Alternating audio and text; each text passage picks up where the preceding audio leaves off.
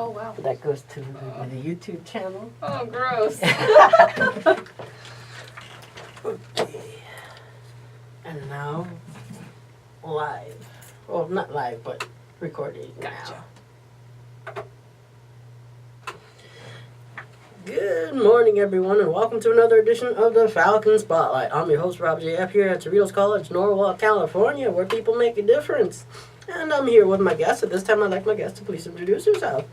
Hello, my name is Yvette Tafoya. I'm the Assistant Director for EOPS, and I also oversee our Leaders Involved in Creating Change program, which is for foster youth.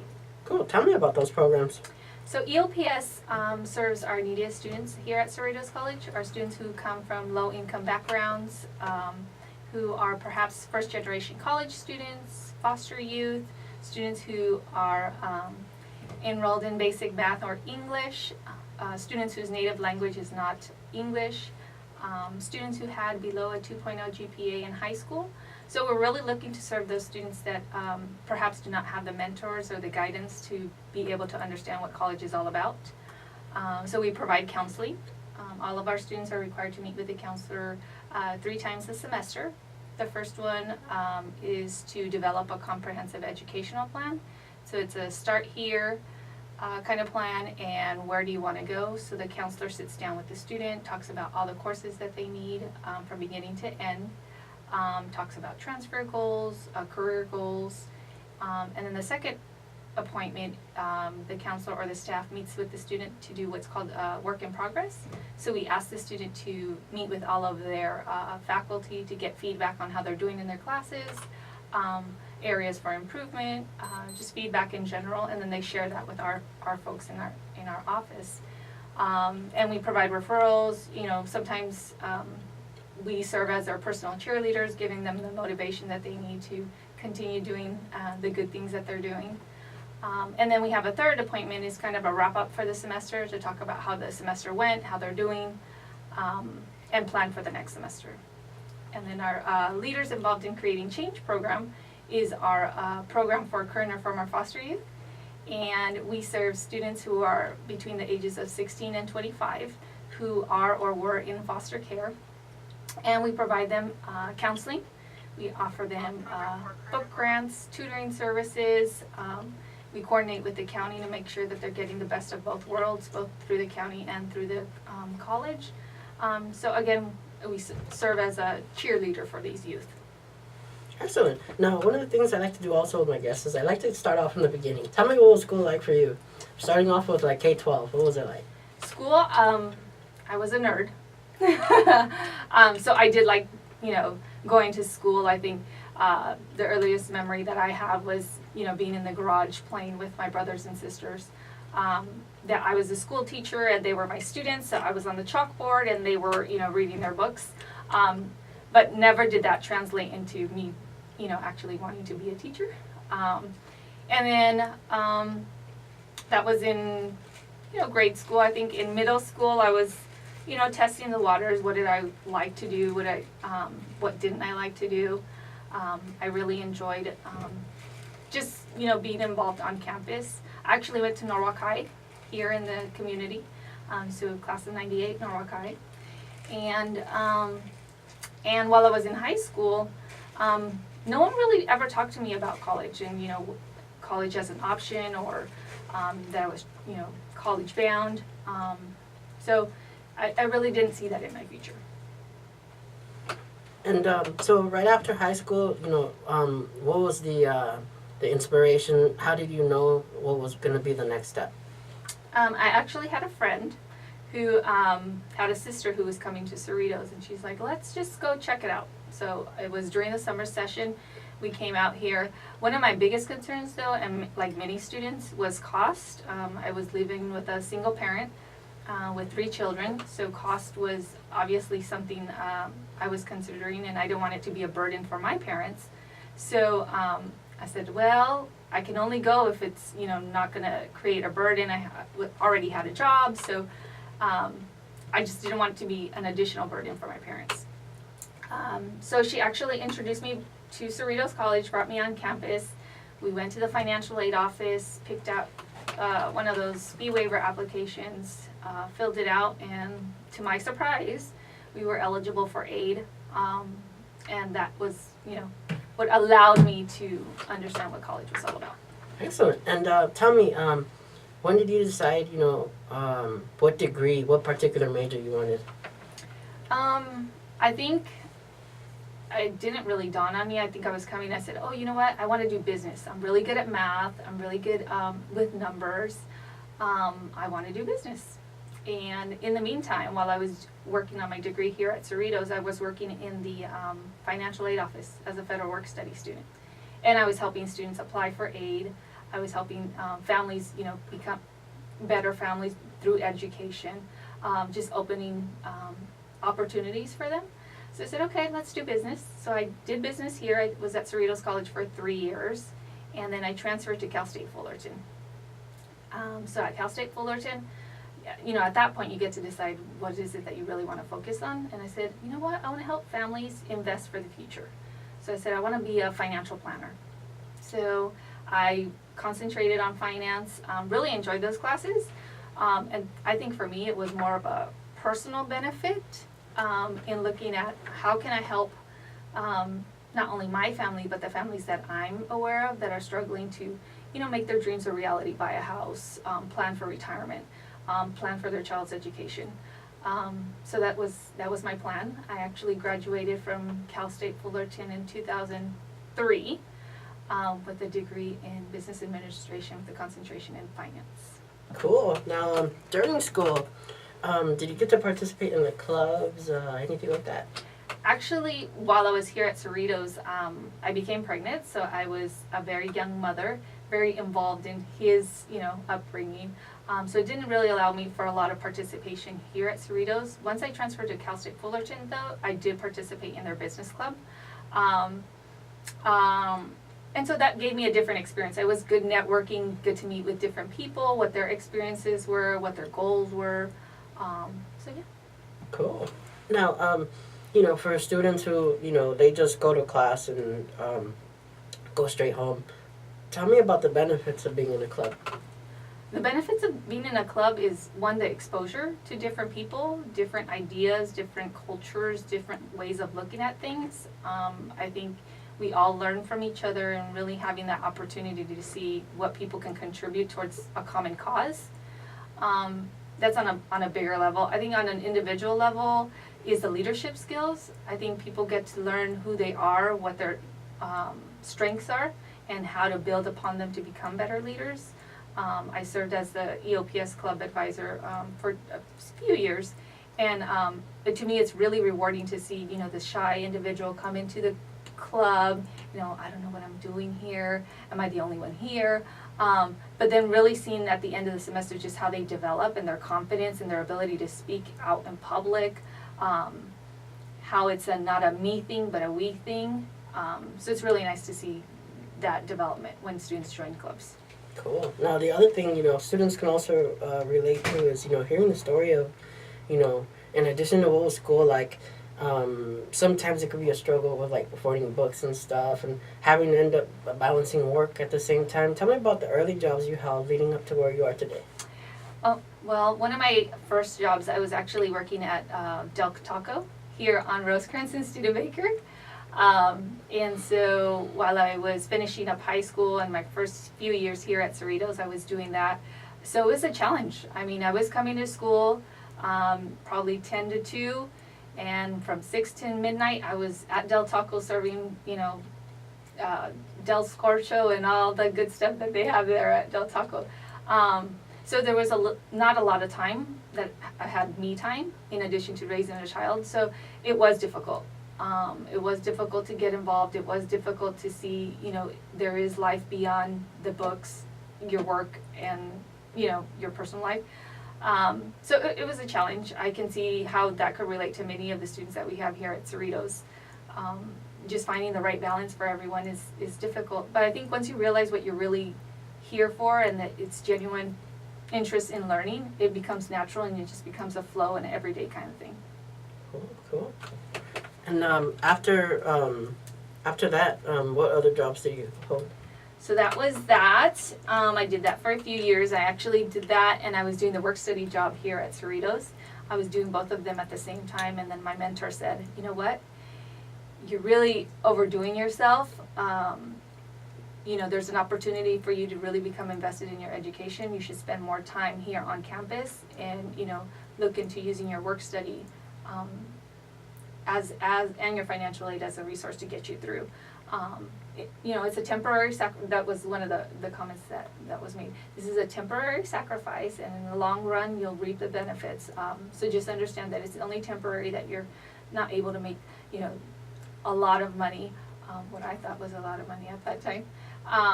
So just understand that it's only temporary, and in the future, you'll be able to do more.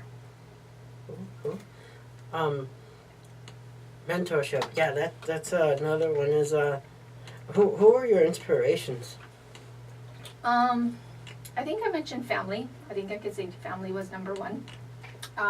Inspirationally, because I saw the struggles of a single parent, what they were going through, what the sacrifices were that she had to make at the time. I'm speaking about my mom. Sacrifices that she had to do just to make sure that we were okay, that we had a roof over our head, meal on the table kind of thing.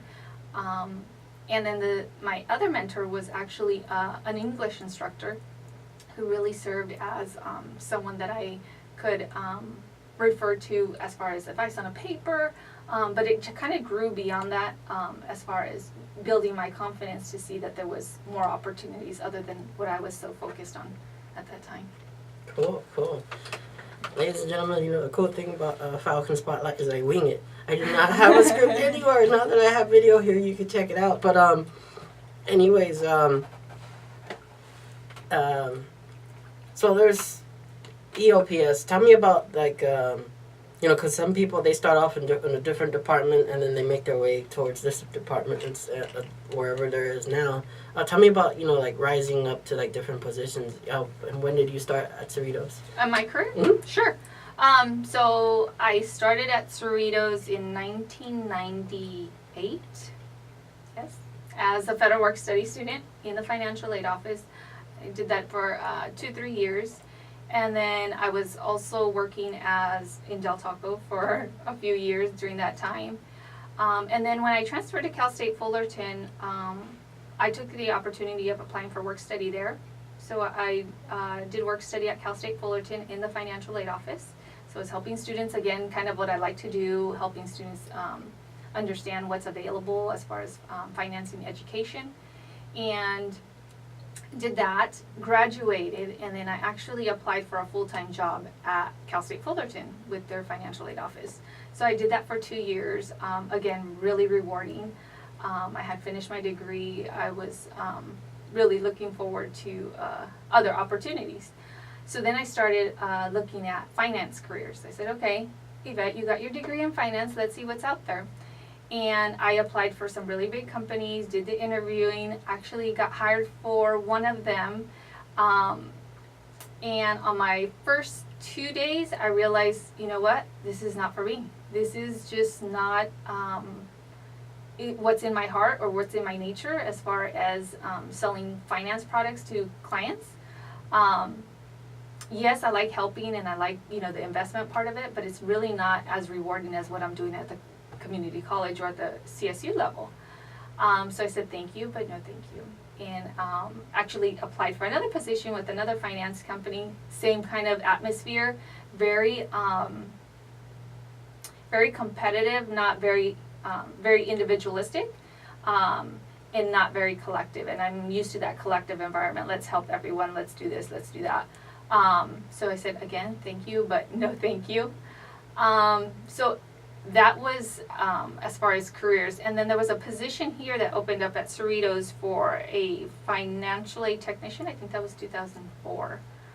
And so I applied for that and got that. I did that for about 5 years. Got a promotion as a financial aid specialist. Did that for another 5 years. And in the meantime, I said, you know what, if I really want to do more, be able to do more, and I found myself that this is where I want to be. I want to be in that educational setting. I want to be helping folks. I need to go back for my master's degree. So at that point, I decided to go back and apply for a counseling degree. I was highly selective about the programs. I was, in addition to what the degree was, but I wanted to see what was the interaction with the faculty, what was the interaction just college-wide, and cost. And so I actually only applied to the Student Development in Higher Education program at Cal State Long Beach, their master's in counseling program. And I got in. I was very lucky. Got into that program, did that for 4 years. And in the meantime, I'm still here working at Cerritos. So it was really nice because I was able to take what I was learning in the classroom in my graduate program and bring it to Cerritos College. Really rewarding. And did that, graduated from Cal State Fullerton with a master's degree in counseling. And then right around the time I was graduating, the position for EOPS assistant director came about. So I had the opportunity to apply for that. I said, this is a great combination of what I love to do. One, I like helping students. I like, just educating about what opportunities there are. And two, I get to help a group of students that is sometimes the most neediest student population on our campus. That's just ideal. So I took it as a sign and applied for the job and did that as an interim, I think 1 or 2 years. And I've been there for 6 years now. Cool. Yeah. One of the cool things, ladies and gentlemen, also is when I, get people from the campus that are, it's a little different when, you're just a student and, obviously, conversation are just a little different. You normally don't get to hear, hey, what was school like for you, that kind of thing. Let's just sit down and just hear their story. So it's a little cool like that to hear that side, And just like Cynthia, when I interviewed Cynthia from Activities Office, and I was like, hey, what is it like, to go ahead and, be working out with people that probably taught you or around when you were a student? Are there people that were around when you were a student and stuff, when you were beginning? Oh, yeah. There's still instructors here on campus that were instructors that when I was a student. There's still staff that are here that were here when I was a student. So it's really nice because you have your family at home, and then you have your Cerritos College family. So it's a pleasure coming to work knowing that you're going to be able to see, this person and that person and that person. It just makes it really nice to wake up in the morning. When I first started, it took me a while to figure out what I wanted to do and stuff. And, I started here at Cerritos at EOPS. It kind of helped, to see a counselor and stuff like that because when it's if it's just a regular student, they kind of like procrastinate to see a counselor. And like with EOPS, you have your three appointments. Tell me about the process of like that. So yeah, it's a very structured program, and that's sometimes what our students need because our students perhaps are first generation college students that don't have those role models that can help them navigate what college is all about. So these 3 counseling appointments are there for a reason. They're there to help the student at several points throughout the semester.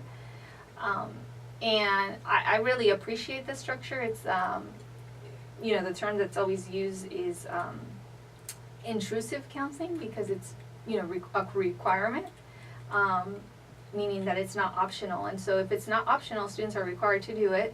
And because they complete their requirements, they're able to receive their book grants, their priority registration. So there's those incentives, but in the long term, what they realize is, having these conversations made me realize, what I wanted to do career-wise, what I wanted to do with my major, where I wanted to transfer to.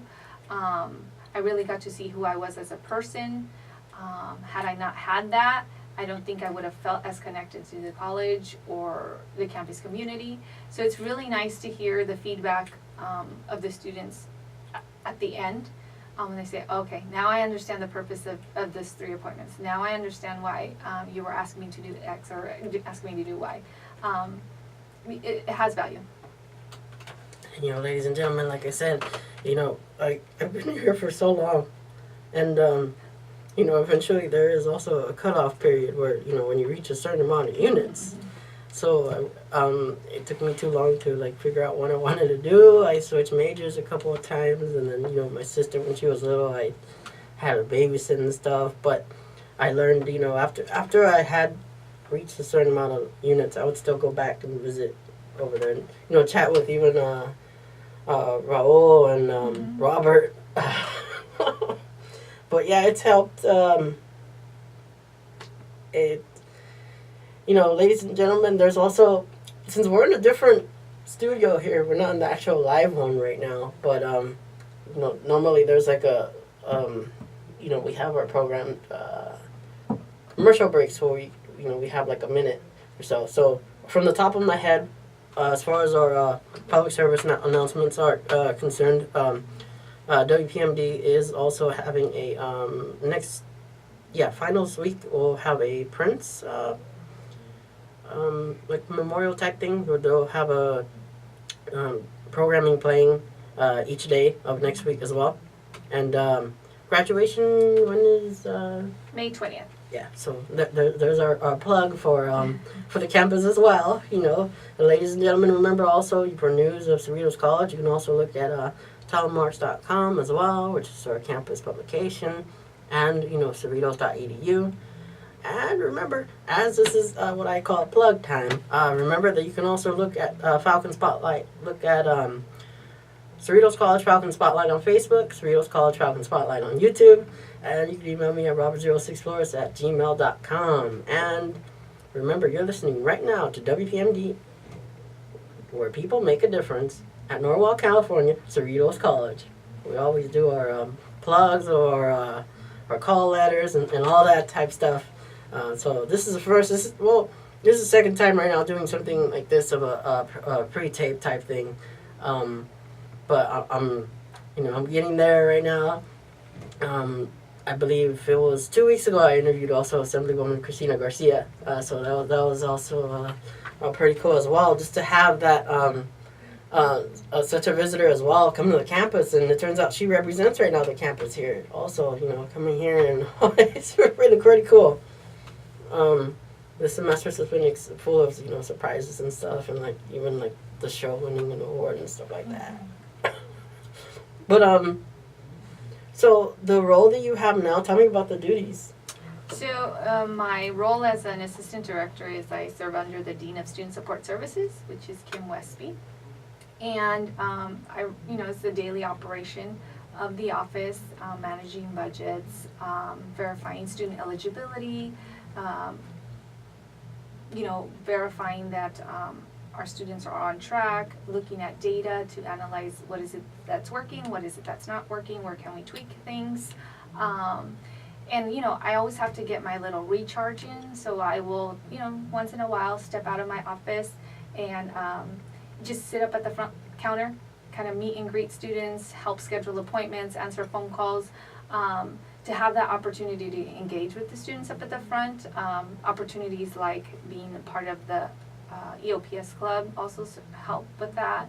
I serve on committees across campus to kind of inform myself of what's going on, because there's so much going on at Cerritos, and the other part, educating the campus about what EOPS is all about and how we contribute towards student success. So a lot of meetings, I can tell you that. Meeting with students periodically here and there to talk about how they're doing, educational planning, also meeting with foster youth to talk about what services they're in need of. So it's a variety of different tasks. I really love my job. I think I said this earlier this week to someone. I really love my job. It just provides that ability to, again, do the best of both worlds. Help educate folks and help at the same time. Cool. Now, ladies and gentlemen, it is, let's see, perfect. We got still more time. Now, every semester there's different types of events, and as you've been a student as well, you've seen like the spring festival and like homecoming and stuff like that. Mm-hmm. What was your fond memories of being like a student here and stuff, and what's your favorite events here? Oh, that's a good question. I think honestly my favorite event is obviously commencement. And it's that season. Because I get to see the growth, especially in EOPS, I get to see the growth of students, where they've started, what their goals were, kind of the anxious, nervous part of it, and then I get to see the end of the road for them here at Cerritos. And it's just really nice to see that growth, that transition. So I have to say commencement is probably my favorite. As far as activity-wise, I do enjoy the Spring Festival. Those are always fun. I think being a judge on those activities really is neat, because I get to see all the activities that are going on across campus. I've enjoyed Club Info Day, because it allows me an opportunity to put faces with the different types of clubs and kind of learn more about what's going on with the different clubs. And I think just the feeling at the beginning, it's not an event or activity, but just the feeling at the beginning of every semester, that energy of, excitement, anticipation of what to expect out of college, especially in the fall semester when we have so many high school students coming in. I like that energy. I like the energy of a lot of folks on campus with new goals, new motivations to be here on campus, and so just building upon that. So those are probably the best times of the semester for me. Another thing that I got to experience on campus, for the first, couple of, for the first portion of since I've been here as a student, I was just a regular student at large. I just went to class and I went home. And then little by little, I started getting involved on the campus, and then I got to experience I got to be the voice of the students in 3 different groups in what's called shared governance. Mm-hmm. And I served in developmental education, student learning outcomes, and enrollment management. So I got to see that, everybody at the campus, because in shared governance, it's one student in the group, and then there's several different types of employees, from professors and just different higher ups also in the campus. And it made me realize you guys have to attend a ton of meetings. Tell me about that. Well, that's the only way to stay informed. I mean, the college is a community of people, and there's communities within those communities that are trying to accomplish things for the better of students. And so, yeah, my participation in committees is there. And I think it's nice to, one, get out of the department and see what is going on across campus, engage with the faculty, engage with the staff, really get to know what's going on in the classroom that may be impacting our students. And then also understanding what innovation is being brought forward to Cerritos to kind of move us forward and expand. So I appreciate the meetings. I think I always learn something at the meetings. And then on the flip side is contributing at those meetings as far as, well, how is this going to impact students? How is this going to impact EOPS students? How is this going to impact future students? So being that voice on those committees is what I see my role as. But it's a lot. Yeah. All of a sudden, I go to one meeting and I'm like, oh, wait, weren't you involved? They're like, oh, yeah, I'm surprised, students, being there. Sometimes they'll just attend one meeting and then they won't come back. They see that we have to go in. We have a lot of important information out there. It's not just, one meeting, you get it all. No, it's several meetings to get a lot. There's just so many components to the campus. And, another part of the college is, the process called accreditation. I got to be around when they had the public. I think there were 3 public meetings where the visitors. It's this team of people, and they're each from different parts of education, different schools and stuff, and they had to inspect the school and stuff. Tell me about the process. So I was part of the accreditation team. I actually on the student services side. And so it's an opportunity for the college, one, to showcase what they are doing as far as meeting standards that are set out by the commission, and to provide evidence that such things are occurring and how they're occurring, how frequently, It is a major process. I think it involves the entire campus community to get involved, to look at the standards that we're required to obtain, how we're doing that, and how to plan. If, let's say, there's an area that's identified that's not being addressed appropriately, how can we improve upon that area and make those recommendations for improvement? So it's a campus-wide effort. I think you have faculty and staff that are all involved in the process of looking at specific standards, writing to those standards, and then again showcasing what's being done well here at Cerritos, and identifying what needs improvement.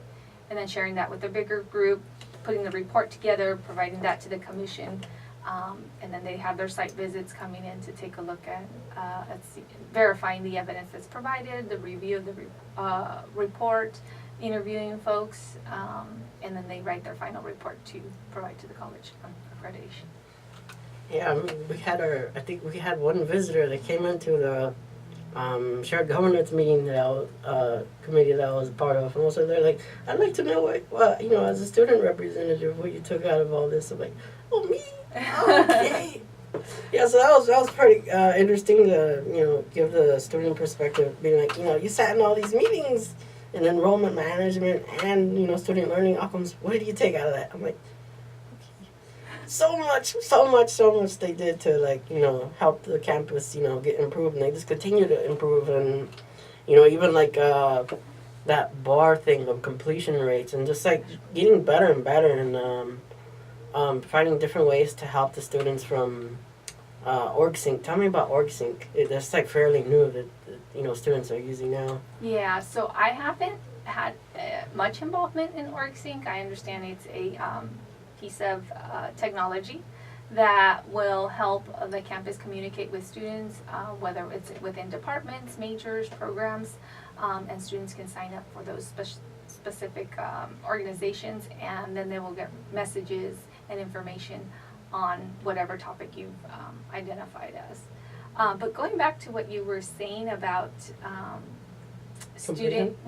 about, you know, the accreditators asking you for your feedback, I think it's crucial. I think students serve as a we're here to serve you. You know, you're what we're here for. So having your opinion and your expertise is critical. And you know, you being involved means a lot, because that means you value what you do and you value where you're at and what, you know, how you can contribute. So, you know, that's a big plug for you. The other thing that I like to ask my guests is, well, there are two things. One is, where do you see yourself after retirement? After retirement, oh my goodness, that's many years from now. But in retirement mode, I think I'd still be doing something, whether it's in a nonprofit organization or within the community, just helping folks. I see that. I don't think I can't detach completely from that. That's just part of my nature. And I do like to travel, so my husband and I would probably do some traveling. Yeah, those would probably be the two. And I'd want to make a bigger effort to be active. So whatever I can do, whether